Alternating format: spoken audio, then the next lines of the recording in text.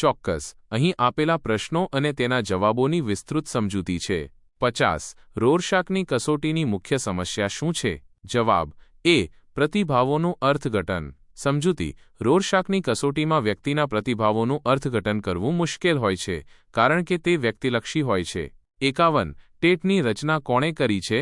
જવાબ સી. મરે. સમજૂતી. ટેટ ધ થીમેટિક એપરસેપ્શન ટેસ્ટની રચના હેનરી મરે દ્વારા કરવામાં આવી હતી. 52. ટેટમાં કુલ કેટલા કાર્ડ છે? જવાબ બી. 20. સમજૂતી. ટેટમાં કુલ 20 કાર્ડ હોય છે જેમાં ચિત્રો દર્શાવવામાં આવે છે અને વ્યક્તિને તેના પરથી વાર્તા બનાવવાનું કહેવામાં આવે છે. 53. નીચેનામાંથી કઈ પદ્ધતિ દ્વારા અચેતનમાં ધરબાયેલી બાબતો બહાર લાવી શકાય છે? જવાબ ડી. A, B અને C. સમજૂતી. સ્વપ્ન વિશ્લેષણ, પ્રક્ષેપણ કસોટી અને મુક્ત સાહચર્ય જેવી પદ્ધતિઓ અચેતન મનમાં ધરબાયેલી બાબતોને બહાર લાવવામાં મદદ કરે છે. 54. નીચેનામાંથી વ્યક્તિત્વ શું નથી? જવાબ સી. વાતાવરણની અસર ન પામનાર તંત્ર.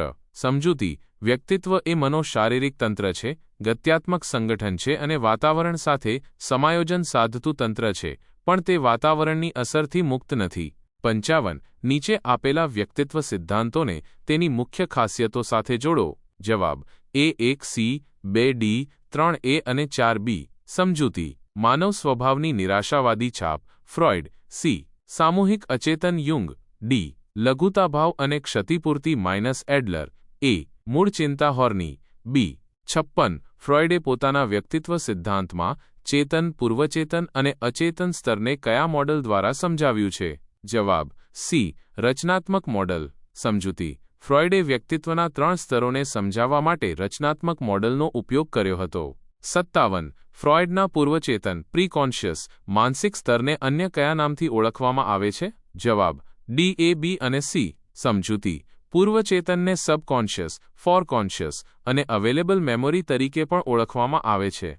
58. નીચેનામાંથી કોને વ્યક્તિત્વની નિર્ણય લેતી કે કાર્યપાલક શાખા એક્ઝિક્યુટિવ બ્રાન્ચ માનવામાં આવે છે? જવાબ બી. ઈગો. સમજૂતી. ઈગો વાસ્તવિકતાના સિદ્ધાંત પર કાર્ય કરે છે અને વ્યક્તિત્વની નિર્ણય લેતી શાખા છે. 59. જાતીય પ્રવૃત્તિના ઉર્જાબળને ફ્રોઇડ શું કહે છે? જવાબ સી. લિબિડો. સમજૂતી. ફ્રોઇડે જાતીય પ્રવૃત્તિના ઉર્જાબળને લિબિડો કહ્યું છે. 60. નીચેનામાંથી કઈ મનોજાતીય અવસ્થામાં બાળકમાં ઓડિપ્સ કે ઇલેક્ટ્રા ગ્રંથિ વિકાસ પામે છે? જવાબ એ. લિંગ અવસ્થા. સમજૂતી. લિંગ અવસ્થામાં ઓડિપ્સ અને ઇલેક્ટ્રા ગ્રંથિનો વિકાસ થાય છે.